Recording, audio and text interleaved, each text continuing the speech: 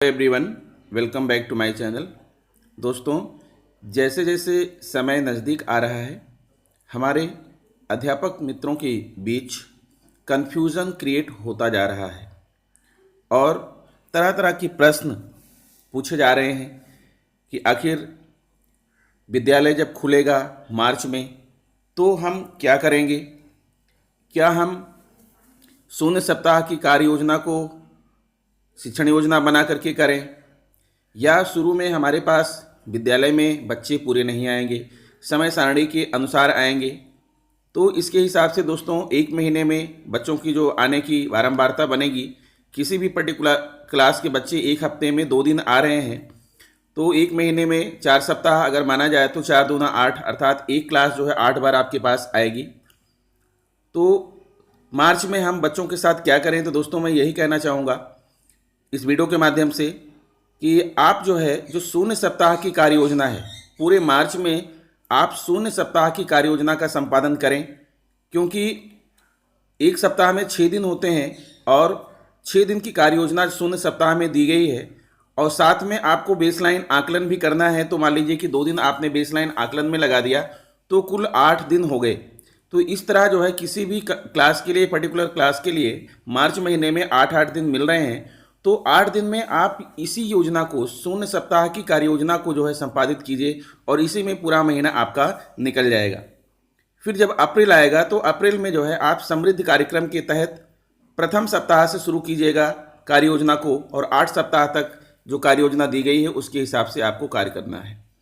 अब दोस्तों, लोग क्वेश्चन कर रहे हैं कि शिक्षा चौपाल कहाँ लगानी है, कब कब लगानी है, कितनी बार लगानी है, शिक्षा चौपाल का एजेंडा क्या होगा, चौपाल में कौन कौन प्रतिभाग करेगा, चौपाल की विषय वस्तु क्या होगी और चौपाल का आयोजन कहाँ होगा। यानी तरह तरह के क्वेश्चन से भरे हैं हमारे सभी मित्र। तो आइए दोस्तों, हम आपकी इस समस्या का हल निकालने की कोशिश करते हैं अपनी इस वीडियो में, और वीडियो में हमारे साथ आप बने रहिएगा। अगर आपको वीडियो अच्छी लगे तो प्लीज़ चैनल को सब्सक्राइब जरूर कीजिएगा, बेल आइकन को प्रेस कर दीजिएगा, और अगर आपके मन में कोई प्रश्न है तो कमेंट में आप जरूर लिखिएगा। तो आइए दोस्तों, हम शुरू करते हैं अपनी यह वीडियो।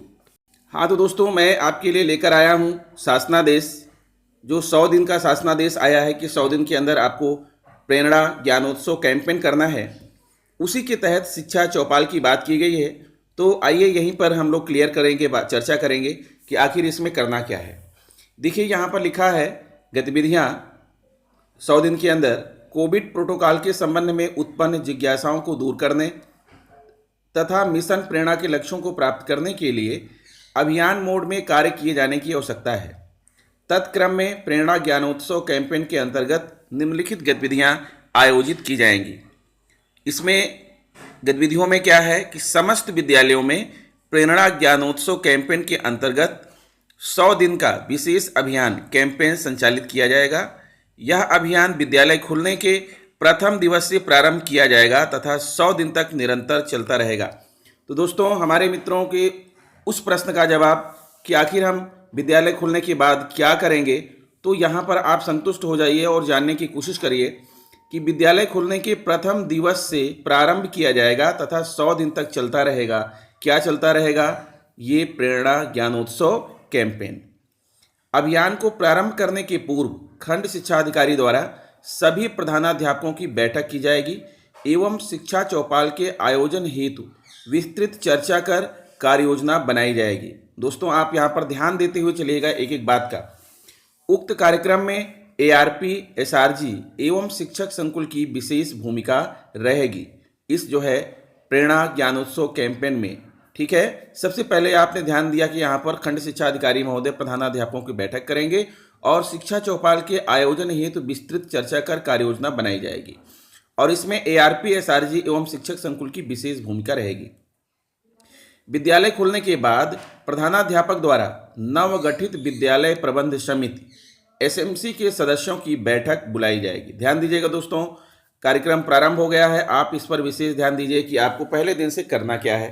ठीक है, तो विद्यालय खुलने के बाद प्रधानाध्यापक द्वारा नवगठित विद्यालय प्रबंध समिति SMC के सदस्यों की बैठक बुलाई जाएगी। SMC की बैठक में विद्यालय संचालन के संबंध में विस्तृत कार्य योजना बनाई जाएगी तथा शिक्षा चौपाल का आयोजन किया जाएगा। तो दोस्तों ध्यान दीजिए, सबसे पहला कार्यक्रम यही शुरू हो रहा है, ठीक है, कि पहले दिन जो है आपको विद्यालय के एसएमसी सदस्यों की जो है बैठक करनी है और उन चर्चा करना है और विस्तृत कार्य योजना बनाना है कि शिक्षा चौपाल को कैसे चलाना है और कैसे इसको आयोजित करना है। फिर आगे बढ़ते हैं दोस्तों। विद्यालय द्वारा प्रत्येक गांव मोहल्ला में शिक्षा चौपाल का आयोजन किया जाएगा। ध्यान दीजिए दोस्तों, अब क्वेश्चन ये था, इस प्रश्न का जवाब भी आपको मिल रहा है कि आखिर शिक्षा चौपाल का आयोजन कहाँ करें। तो आपको गांव में करना है, मोहल्ला में करना है, वहां जाके करना है, ठीक है, जिसमें एसएमसी के समस्त सदस्य, अभिभावक एवं समुदाय के लोग क्रमवार प्रतिभाग करेंगे। क्रमवार कहने का मतलब यह है कि मान लीजिए कि एसएमसी के 11 सदस्य हैं और गांव बड़ा है आपका, तो एक बार में तो आप पूरे गांव का शिक्षा चौपाल नहीं लगा सकते हैं। अलग अलग जगहों पर आप शिक्षा चौपाल का आयोजन करेंगे और उसमें क्रम वाइज आप जो है एसएमसी सदस्यों को और अभिभावकों को जो है उसमें आप आमंत्रित करेंगे। अब दोस्तों यहीं पर आप क्वेश्चन करेंगे कि आखिर अगर हम शिक्षा चौपाल लगाएंगे तो जो हमारे विद्यालय में बच्चे आ रहे हैं उनका क्या होगा। तो दोस्तों आप जानते हैं कि आपके विद्यालय में 3, 4, 5 अध्यापक होंगे और जो बच्चे आएंगे वो बच्चे 50%, किसी भी कक्षा के 50% बच्चे आएंगे और एक समय में आप जानते हैं कि एक ही कक्षा के या 2 कक्षा के बच्चे आएंगे। तो अगर आपके यहाँ 5 अध्यापक हैं तो 2 अध्यापक बच्चों को पढ़ाने में लग गए तो बाकी 3 अध्यापक जो हैं वो शिक्षा चौपाल का आयोजन कर सकते हैं। आप इस समस्या का उपयोग आप यहाँ पर यही करिएगा, ये मत पूछिएगा कि कैसे करेंगे, हम विद्यालय में पढ़ाएं या शिक्षा चौपाल लगाएं। तो इसका उत्तर यही है दोस्तों कि आप कुछ अध्यापकों को बच्चों की देखरेख में लगा देंगे और कुछ अध्यापक शिक्षा चौपाल का जो है आयोजन करेंगे। प्रेरणा ज्ञानोत्सव के आयोजन हेतु जनपद स्तर पर जिलाधिकारी की अध्यक्षता में जनपद स्तरीय टास्क फोर्स एवं उप जिलाधिकारी की अध्यक्षता में विकास खंड स्तरीय टास्क फोर्स की बैठक आहूत की जाएगी। बैठक में टास्क फोर्स के सदस्यों अधिकारियों को शिक्षा चौपाल में प्रतिभाग करने हेतु निर्देशित किया जाएगा। ध्यान दीजिएगा दोस्तों, ये तो जिला और जो है जिलाधिकारी और उप जिलाधिकारी महोदय की अध्यक्षता में जो है ये टास्क फोर्स गठित होगी और वो समय समय पर आपके गांव में, आपके चौपाल में आकर के चौपाल में प्रतिभागिता भी करेंगे।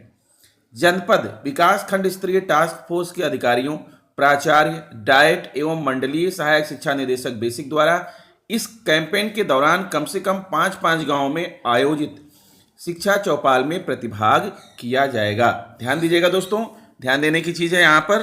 फिर आगे बढ़ते हैं। प्रेरणा ज्ञानोत्सव के सफल क्रियान्वयन हेतु प्राचार्य डाइट की अध्यक्षता में एसआरजी, एआरपी एवं डाइट मेंटर्स की पाक्षिक बैठकें आहूत की जाएंगी तथा सर्व संबंधित द्वारा प्रत्येक माह कम से कम 10 गांवों में आयोजित शिक्षा चौपाल में प्रतिभाग किया जाएगा। सबके लिए यहाँ पर कार्य आवंटित किया जा रहा है दोस्तों। प्रेरणा ज्ञानोत्सव कैंपेन के दौरान उत्कृष्ट कार्य करने एवं लक्ष्यों को प्राप्त करने वाले शिक्षकों को सम्मानित किया जाएगा। उक्त कार्यक्रम के संचालन में मीडिया एवं जन प्रतिनिधियों को भी जोड़कर उनसे इस अभियान में सहयोग प्राप्त किया जाए। अभिभावकों को जोड़ने के लिए शिक्षकों द्वारा गृह भ्रमण कर इस अभियान एवं कक्षा रूपांतरण के बारे में अवगत कराया जाएगा, जिससे कि प्रेरणा ज्ञानोत्सव कैंपेन को एक जन आंदोलन का रूप दिया जा सके। दोस्तों आप समझ रहे होंगे, यहाँ तक सारी बातें बिल्कुल क्लियर है। अब आइए आपके अगले प्रश्न का जवाब यह है कि शिक्षा चौपाल में चर्चा के बिंदु क्या होंगे, हम किस बात पर वहाँ चर्चा करेंगे। तो कोविड प्रोटोकॉल के संबंध में बच्चों एवं अभिभावकों की जिज्ञासाओं का समाधान करना एवं जागरूक करना, अभिभावकों को बच्चों के साथ समय बिताने, शैक्षणिक गृह कार्य पूर्ण कराने एवं बच्चों को लिखित कार्य के माध्यम से अभ्यास कराने पर चर्चा करना, दीक्षा ऐप डाउनलोड करने एवं पाठ्य पुस्तकों में दिए गए QR कोड को मोबाइल से स्कैन करके बच्चों को पढ़ने के लिए प्रेरित करना। यदि बच्चा किसी अधिगम स्तर को प्राप्त नहीं कर सका है तो शिक्षकों से संपर्क करके उस अधिगम स्तर को प्राप्त करने के लिए बच्चों को प्रेरित करना। शिक्षा चौपाल में मुख्य विकास अधिकारी की गरिमा में उपस्थित में ARP SRG द्वारा आधारशिला क्रियान्वयन संदर्शिका पर डेमो क्लास का प्रदर्शन किया जाएगा। अर्थात इस शिक्षा चौपाल में हमारे ARP और SRG महोदय आधारशिला क्रियान्वयन संदर्शिका का डेमो क्लास का प्रदर्शन भी करेंगे, जिससे कि शिक्षकों एवं अभिभावकों को अभिप्रेरित किया जा सके। ध्यान दीजिएगा दोस्तों, फिर उसी पर आ रहा हूँ मैं कि आप कहेंगे कि बच्चे अगर स्कूल में हैं तो अध्यापक तो स्कूल में रहेंगे। तो दोस्तों कुछ लोग स्कूल में रहेंगे और कुछ लोग जो है शिक्षा चौपाल का आयोजन करेंगे। इस तरह से आप रोटेशन करते रहिएगा। प्रत्येक शिक्षा चौपाल में एआरपी अथवा शिक्षक संकुल की प्रतिभागिता अनिवार्य होगी। कक्षा कक्ष में सुधार, क्लासरूम ट्रांसफॉर्मेशन हेतु विद्यालयों में शिक्षकों द्वारा अभिभावकों को छोटे छोटे समूह में बुलाकर अथवा गृह भ्रमण कर निम्नांकित बिंदुओं पर चर्चा की जाए। अब देखिए चर्चा के और यहाँ पर बिंदु क्लियर किए गए हैं। प्रेरणा लक्ष्य, अभिभावकों, जन समुदाय एवं शिक्षकों को प्रेरणा लक्ष्य के संबंध में सभी को जागरूक किया जाए। मिशन प्रेरणा के अंतर्गत प्रदेश को प्रेरक प्रदेश के रूप में विकसित किए जाने के लिए शिक्षकों एवं सभी हितधारकों को शपथ दिलाई जाए। तत्संबंधी शपथ का प्रारूप संलग्न है, यानी मैं आपको यहाँ पर शपथ का प्रारूप भी दिखाऊंगा। दोस्तों प्रेरणा सूची एवं प्रेरणा तालिका, बच्चों की रियल टाइम मॉनिटरिंग के लिए विद्यालयों में चस्पा कराई गई प्रेरणा सूची एवं प्रेरणा तालिका का अवलोकन कराते हुए उनके बारे में अभिभावकों को विस्तृत जानकारी दी जाए। मॉड्यूल्स पर चर्चा, विशेषज्ञों द्वारा बुनियादी शिक्षा हेतु विकसित आधारशिला मॉड्यूल, रिमीडियल टीचिंग हेतु ध्यान आकर्षण मॉड्यूल एवं शिक्षकों के उपयोगार्थ शिक्षण संग्रह को क्लासरूम प्रैक्टिसेस में लागू किए जाने के संबंध में अभिभावकों को अवगत कराया जाए। सहज पुस्तिका, सीखने के स्तर के आधार पर प्रत्येक बच्चे के लिए उपलब्ध कराई गई कहानियों एवं कविताओं को समाहित करने वाली सहज पुस्तिका के बारे में अवगत कराया जाए। संदर्शिका, आधारशिला मॉड्यूल के कक्षा कक्ष में प्रभावी शिक्षण हेतु विकसित की गई क्रियान्वयन संदर्शिकाओं में वर्णित समय सारणी, गतिविधियों आदि के माध्यम से संरचित शिक्षण स्ट्रक्चरल टीचिंग प्लान्स विधियों के बारे में चर्चा की जाए। गणित किट, गणित विषय के लर्निंग गोल्स प्राप्त किए जाने के दृष्टिगत विद्यालयों को उपलब्ध कराए गए गणित किट का प्रदर्शन भी अभिभावकों के सम्मुख किया जाए। शिक्षक डायरी, प्रभावी कक्षा शिक्षण एवं पाठ योजना की तैयारी के लिए सभी शिक्षकों को उपलब्ध कराई गई व्यक्तिगत शिक्षक डायरी के संबंध में अभिभावकों को अवगत कराया जाए। प्रिंट रिच मटेरियल, शिक्षण अधिगम प्रक्रिया को रोचक एवं बाल केंद्रित बनाने में प्रिंट रिच कक्षा कक्ष अत्यंत मददगार होते हैं। साथ ही शिक्षण अधिगम प्रक्रिया में इनका उपयोग करके शिक्षक पूरी प्रक्रिया को बाल अधिगम केंद्रित बना सकते हैं। तत्क्रम में विभाग द्वारा कक्षा कक्षों के लिए आकर्षक पोस्टर्स, वार्तालाप, चार्ट, कन्वर्सेशन चार्ट्स, टीएलएम आदि शैक्षणिक सामग्री विकसित करके विद्यालयों को उपलब्ध कराई गई है, जिससे कि बच्चे चर्चा परिचर्चा करते हुए भाषा ज्ञान एवं मौखिक भाषा विकास का सहज ज्ञान प्राप्त कर सकें। उक्त सामग्री का अभिभावकों को अवलोकन कराकर उसकी उपयोगिता के बारे में चर्चा तथा चार्ट एवं पोस्टर्स के माध्यम से भाषा ज्ञान एवं मौखिक भाषा विकास के संबंध में अवगत कराया जाए। फिर आता है समृद्ध मॉड्यूल। विद्यालय खोलने के बाद समृद्ध मॉड्यूल रिमीडियल टीचिंग पैकेज पर आधारित शिक्षण कार्य को अभिभावकों से साझा किया जाए। पाठ योजना, कक्षा 1 से 5 तक के समस्त अध्यायों हेतु 20,000 से अधिक पाठ योजना विकसित की गई हैं एवं सर्वश्रेष्ठ पाठ्य योजना का चयन कर प्रेरणा पोर्टल पर अपलोड भी किया गया है। साथ ही बुनियादी शिक्षा हेतु पाठ्य योजना पृथक से उपलब्ध कराई जा रही है। उक्त के संबंध में अभिभावकों को सूचित किया जाए। पुस्तकालय, विद्यालयों में स्थापित किए गए समृद्ध एवं विषयवार क्रियाशील पुस्तकालय का अभिभावकों को अवलोकन एवं प्रदर्शन कराया जाए तथा बच्चों को निरंतर पढ़ने के लिए प्रेरित किया जाए। रिपोर्ट कार्ड, बच्चों की प्रगति एवं आकलन के संबंध में आयोजित की गई सेट परीक्षा के लिए वितरित किए गए रिपोर्ट कार्ड के बारे में अभिभावकों को जानकारी दी जाए। बाल संसद, अभिभावकों को बाल संसद के गठन तथा उसकी उपयोगिता के बारे में अवगत कराया जाए तथा अभिभावकों के समक्ष बाल संसद द्वारा किए जा रहे कार्यों का प्रदर्शन भी किया जाए। विद्यालय प्रबंध समिति, विद्यालय प्रबंध समिति एवं अभिभावकों के साथ समन्वय स्थापित करते हुए विद्यालयी गतिविधियों में उनकी प्रतिभागिता सुनिश्चित कराने हेतु अनुरोध किया जाए। दोस्तों अब आप कहेंगे कि इतने ढेर सारे काम जो है एक दिन में कैसे होंगे, तो एक दिन में नहीं करना है मित्रों, इसे 100 दिन में करना है। ये कैंपेन एक दिन का नहीं है, 100 दिन का है। किसी चौपाल में कुछ टॉपिक ले लीजिए तो किसी चौपाल में कुछ टॉपिक ले लीजिए। इस तरह से आप जो है अपने विद्यालय में भी चौपाल लगा सकते हैं और यहाँ पर जो है प्रेजेंटेशन कर सकते हैं।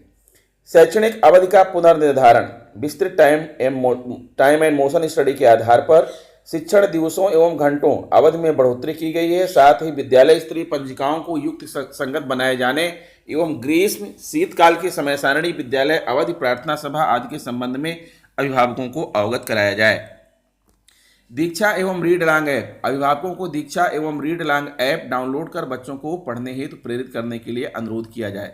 व्हाट्सएप क्लासेस, राज्य स्तर से संचालित व्हाट्सएप ग्रुप के माध्यम से अभिभावकों को नियमित प्रेषित की जाने वाली शैक्षणिक सामग्री के उपयोग के संबंध में अभिभावकों से अनुरोध किया जाए। दूरदर्शन पर शैक्षणिक कार्यक्रमों का प्रसारण, शैक्षणिक गतिविधियों के सुचारू संचालन के दृष्टिगत दूरदर्शन के माध्यम से बच्चों के लिए कक्षावार 30 मिनट प्रति कक्षा प्रतिदिन पूर्वाह्न 9 बजे से अपराह्न 1 बजे तक 4 घंटे प्रसारित किए जा रहे हैं। शैक्षणिक कार्यक्रमों को बच्चों को दिखाने के लिए अभिभावकों को प्रेरित किया जाए। शिक्षक संकुल विद्यालयों को शैक्षिक व सह शैक्षिक गतिविधियों जैसे लर्निंग आउटकम आधारित आकलन, सूचनाओं सुझावों के आदान प्रदान, संकुल के विद्यालयों की अकादमिक बैठकें, संकुल के विद्यालयों को आदर्श विद्यालय के रूप में विकसित करने एवं अन्य कार्य के लिए शिक्षक संकुल के गठन के संबंध में अभिभावकों को अवगत कराया जाए। सहयोगात्मक पर्यवेक्षण विद्यालयों को ऑन साइट शैक्षिक एवं अकादमिक सहयोग देने हेतु प्रति विकासखंड 5 एकेडमिक रिसोर्स पर्सन तथा प्रति जनपद 3 स्टेट रिसोर्स ग्रुप की व्यवस्था के संबंध में अभिभावकों को अवगत कराया जाए। प्री प्राइमरी शिक्षा बेसिक शिक्षा एवं ICDS के साथ समन्वय स्थापित कर प्री प्राइमरी के बच्चों की उच्च प्राथमिक स्तर तक की शिक्षा के सार्वभौमिकरण हेतु कार्य योजना बनाई गई है। प्री प्राइमरी के पाठ्यक्रम का निर्माण किया जा चुका है तथा इसके आधार पर बच्चों के लिए एक्टिविटी बुक तैयार की गई है, जिसके बारे में अभिभावकों को अवगत कराया जाए। NCERT पाठ्य पुस्तक उत्तर प्रदेश सरकार द्वारा वर्ष 2021-22 से चरणबद्ध रूप में NCERT पाठ्यक्रम लागू करने का निर्णय लिया गया है। तत्क्रम में वर्ष 2021-22 में कक्षा 1 में NCERT पाठ्यक्रम लागू किए जाने के संबंध में अभिभावकों को अवगत कराया जाए। शारदा प्रणाली विद्यालय से बाहर के बच्चों को चिन्हीकरण, पंजीकरण एवं नामांकन हेतु शारदा स्कूल हर दिन आए के संबंध में अभिभावकों को जागरूक किया जाए। समावेशी शिक्षा विशिष्ट आवश्यकता वाले बच्चों दिव्यांग की शिक्षा स्पेशल एजुकेटर्स के माध्यम से कराई जा रही है। ऑनलाइन प्रणाली के माध्यम से दिव्यांग बच्चों के चिन्हीकरण, ट्रैकिंग तथा मुख्य धारा से जोड़ने हेतु समर्थ कार्यक्रम के संबंध में अभिभावकों को जागरूक किया जाए। स्मार्ट क्लास का संचालन संप्रति राज्य के लगभग 5000 परिषदीय विद्यालयों में स्मार्ट क्लासेस की स्थापना की जा चुकी है। समुदाय के सहयोग से स्मार्ट टीवी, कंप्यूटर, प्रोजेक्टर आदि का दान प्राप्त कर परिषदीय विद्यालय की कक्षाओं को स्मार्ट क्लास में रूपांतरित करने एवं डिजिटल शिक्षण प्रणाली को और अधिक सशक्त बनाने के लिए समुदाय, NGO, निजी कंपनियों से सहयोग प्राप्त करने के लिए सर्व संबंधित से अनुरोध किया जाए। उपर्युक्त गतिविधियों एवं परिवर्तित कक्षा कक्ष के स्वरूप से अभिभावकों को अवगत कराया जाए तथा बच्चों के गृह कार्य एवं शैक्षणिक कार्यों में प्रतिभागी बनाने के लिए उन्हें निरंतर प्रेरित किया जाए। प्रेरणा ज्ञानोत्सव कैंपेन को सफल एवं जन आंदोलन बनाने के लिए जिला बेसिक शिक्षा अधिकारी, खंड शिक्षा अधिकारी एवं ARP, SRG तथा विशेष प्रयास सुनिश्चित किया जाए। इस संबंध में मुझे यह कहने का निर्देश हुआ है, कृपया उपयुक्तानुसार प्रेरणा ज्ञानोत्सव कैंपेन का सफल आयोजन कराने का कष्ट करें। भौदी रेणुका कुमार जी, अपर मुख्य सचिव। तो दोस्तों, आपने देख लिया, सारे डाउट्स आपके क्लियर हो गए होंगे कि शिक्षा चौपाल कब कब कहाँ कैसे आयोजित करना है, उसका एजेंडा क्या होगा। दोस्तों, इतना ध्यान दीजिएगा कि यह कार्यक्रम एक दिन का नहीं है, पूरे 100 दिन का है। इसलिए आप धीरे धीरे जो है प्रत्येक चौपाल में कुछ विशेष टॉपिक चुन करके उसी के आधार पर आपको चौपाल का आयोजन करना है। और ये जो शपथ ग्रहण करने वाला है वो प्रोफार्मा भी आप देख लीजिए। मैं अपना पूरा नाम संकल्पित होते हुए शपथ लेता या लेती हूँ कि मैं अपने अधिकार क्षेत्र के विद्यालयों को आदर्श विद्यालय के रूप में विकसित करने के लिए सभी सहभागियों को प्रेरित करूंगा। मैं अपने विद्यालय में शिक्षा पा रहे प्रत्येक बच्चे को निर्धारित अधिगम स्तर प्राप्त करने के लिए प्रेरित करूंगा। मैं अपने विद्यालय, विकासखंड, जनपद, मंडल व प्रदेश को प्रेरक प्रदेश के रूप में विकसित करने के लिए अपना बहुमूल्य योगदान दूंगा या दूंगी। जय हिंद। तो दोस्तों, ये रहा जो है आज के शिक्षा चौपाल से संबंधित बातें। अगर आपको अभी कोई डाउट है तो आप जरूर लिखिएगा, मैं अपने अनुसार आपके डाउट को क्लियर करने की कोशिश करूंगा। ठीक है, तो मिलता हूं आपसे नेक्स्ट वीडियो में। नमस्कार।